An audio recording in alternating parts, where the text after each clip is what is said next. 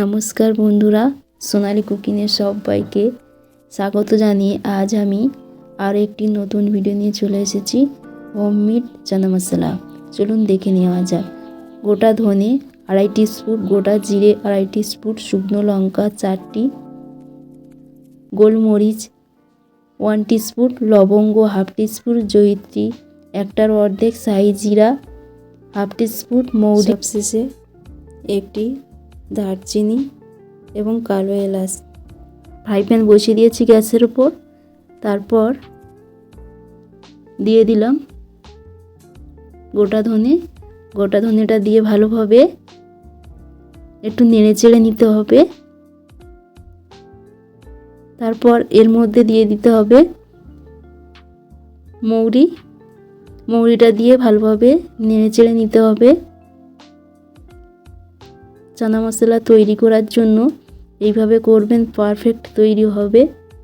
আর মশলাটা এতটা ভালো হয়, না বানালে বুঝতেই পারবে না।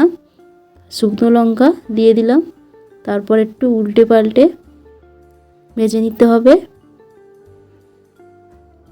এরপর দিয়ে দিয়েছি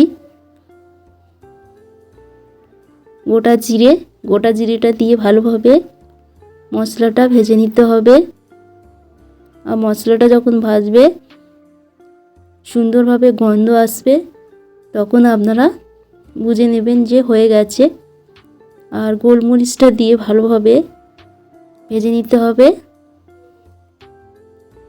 আর লবঙ্গ দিয়ে দিলাম, ভালোভাবে মিশিয়ে নিতে হবে।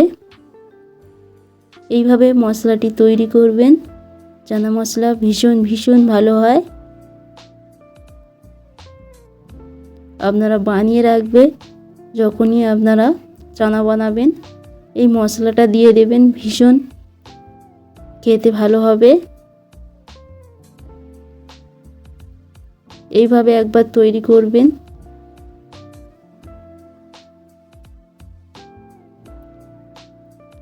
এবারে শাহি জিরা দিয়ে দিলাম, আর লবঙ্গ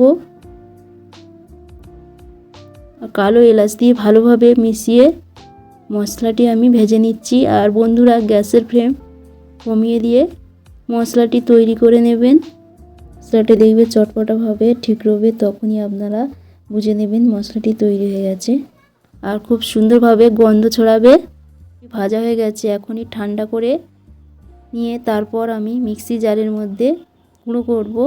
তার জন্য এখানে দিয়ে দিতে হবে কাশ্মীরের মেথি 2.5 টিস্পুন, আমচুর পাউডার 2 টিস্পুন, আর হলুদ দিয়ে ভালোভাবে মশলাটি রেডি করে নিলাম।